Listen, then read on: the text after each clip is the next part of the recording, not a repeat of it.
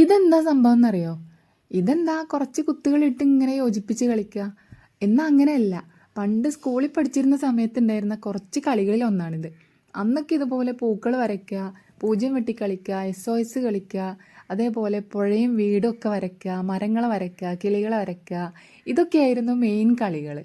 നോട്ട്ബുക്കിൻ്റെ നടുപ്പേജുകൾ നോക്കി കീറുക, കളിക്കുക, പിന്നെയും കീറുക, പിന്നെയും കളിക്കുക. ഒരാഴ്ച കൊണ്ട് നോട്ട്ബുക്കൊക്കെ തീരുമാനമാവും. അന്നൊക്കെ നോട്ട്ബുക്കും പെന്നും എത്ര വാങ്ങിയാലും തികയാത്ത രണ്ട് സാധനങ്ങളായിരുന്നു. പേജ് കീറിയിട്ടാണ് ബുക്ക് തീരുന്നത്, അല്ലാതെ എഴുതിയിട്ടല്ല. അതേപോലെയാണ് പെന്നും.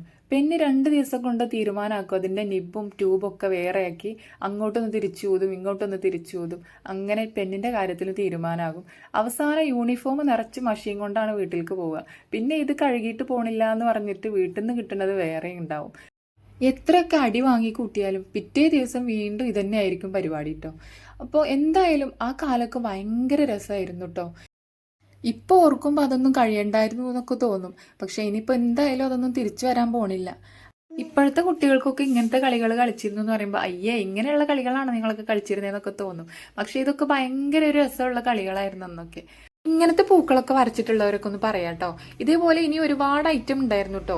കുറേ ഞാൻ മറന്നു പോയതാണ്.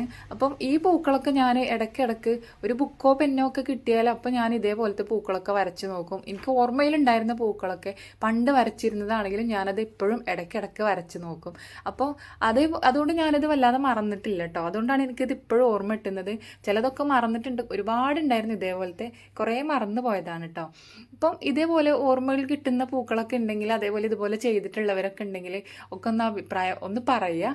ആരൊക്കെ ചെയ്തിട്ടുണ്ടായിരുന്നു എന്നൊക്കെ ഒന്ന് പറയാം കേട്ടോ. അപ്പോൾ ലാസ്റ്റിൽ ഈ ഒരു 7 പുള്ളിയുള്ള പൂവിൽ അതുവരെയുള്ള എനിക്ക് ഓർമ്മ വരുന്നത് കേട്ടോ.